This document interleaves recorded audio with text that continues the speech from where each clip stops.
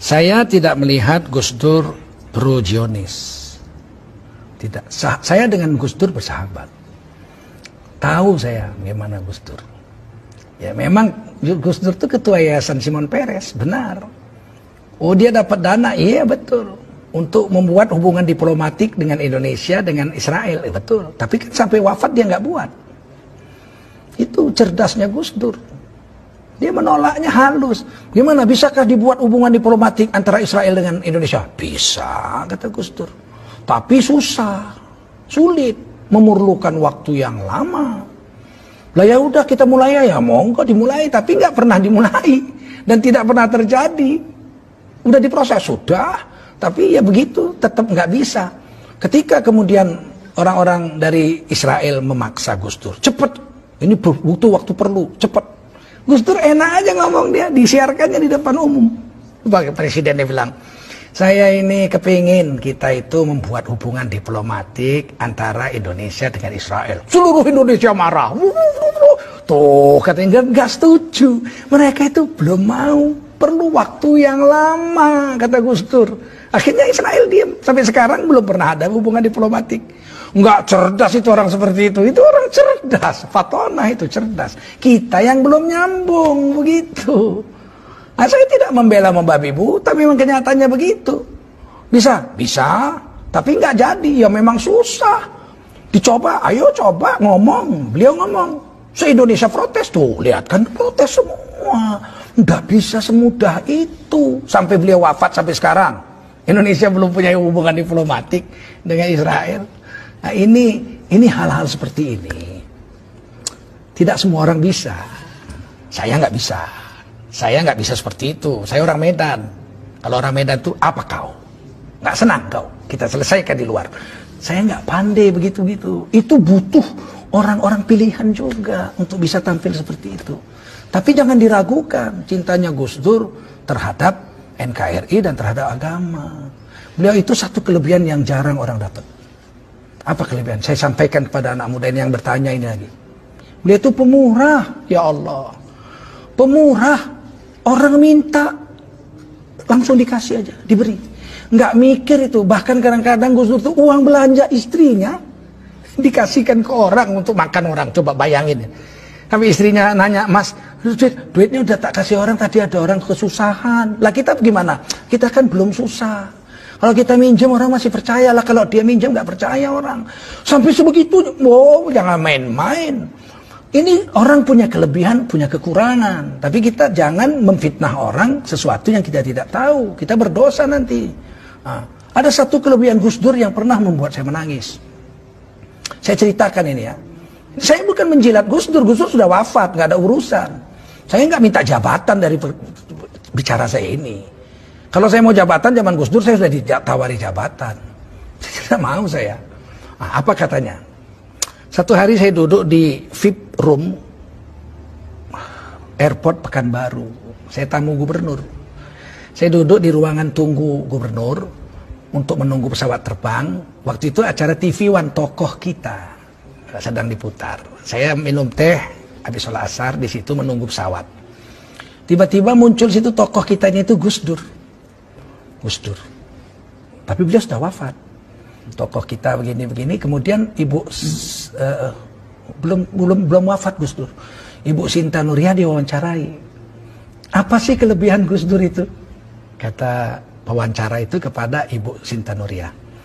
Kemudian Ibu Sinta mengatakan sebagai istri beliau sekian tahun, kelebihan Gus Dur itu yang saya rasakan sangat menonjol, tidak pernah komplain soal makan.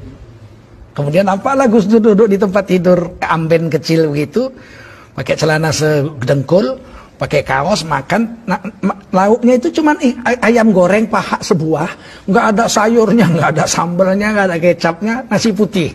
Jadi nasi putih ayam, disendok nasinya ke mulut pakai sendok, ayamnya digraut pakai tangan. Kemudian Gus Dur makan, disuting begitu.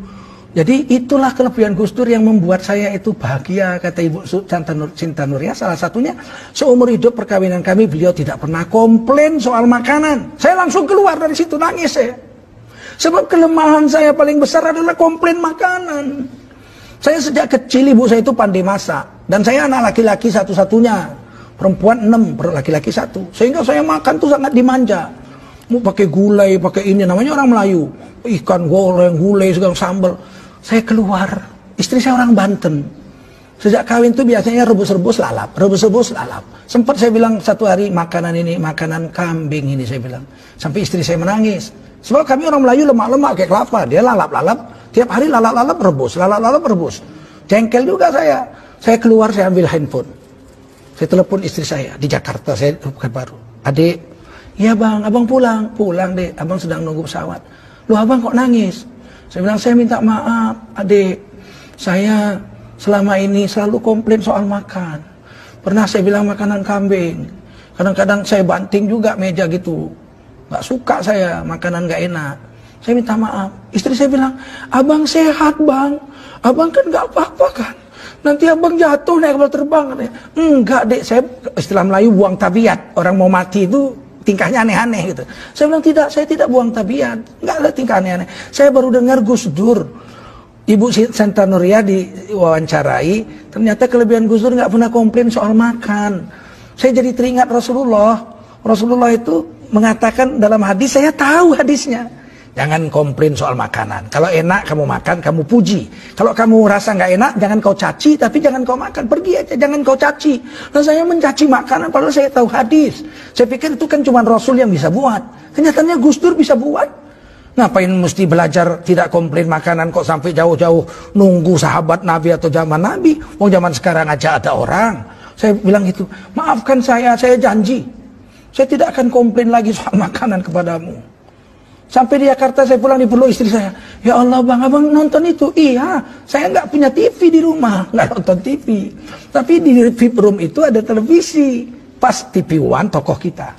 Jadi saudara-saudara, saya tidak menjilat Gus Dur. Gus Dur sudah wafat, nggak ada dapat jabatan saya dengan kata-kata ini. Tapi wajib menceritakan orang yang sudah wafat itu kebaikan-kebaikannya saja. Haram menceritakan aib orang yang sudah mati. Karena orang yang sudah wafat itu telah sampai kepada perbuatannya. Kita ceritakan baik-baiknya aja. Nah, Gus Dur itu orang baik, cucu orang soleh, anak orang soleh. Nah, jadi demikian. Mudah-mudahan ada manfaatnya pertemuan ini. Terima kasih atas pertanyaan saudari kita tadi. Dan semoga kita bisalah bersangka baik kepada tokoh kita, Ki Haji Abdurrahman Wahid atau Gus Dur. Ya, cucu daripada pendiri NU, Nahdlatul Ulama, Ki Haji Hasyim Asy'ari, yang memang kadang-kadang statement beliau atau perbuatan beliau itu tidak sampai ke akal kita, kecuali kita bertanya kepadanya. Banyak yang bisa saya ceritakan tentang Gus Dur, tapi tidak mungkin, terlalu panjang ya. Tapi banyak hal-hal kontradiksi yang menggegerkan masyarakat, saya tanya kepada beliau. Dan beliau menjawabnya, saya terkejut gitu. Kadang-kadang dengan ilmu semantik, saya kan dosen semantik 30 tahun saya. Dengan ilmu semantik itu saya kaget itu kadang-kadang. Ya, hebat sekali sahabat saya ini, saya pikir, inilah mudah-mudahan ada manfaat. Berhentilah kita bersangka buruk kepada orang yang sudah wafat. Kalau masih hidup boleh kita kritik langsung. Sekeras apapun kritik kepada pejabat negara boleh. Karena itu dilindungi Undang-Undang Dasar 1945. Asal jangan bersangka buruk. Kritik aja silakan, atau nanya. Kalau nggak jelas tanya, pakai tanda tanya. Soal dia jawab atau nggak jawab bukan urusan kita. Kita sudah nanya, kita sudah sampaikan.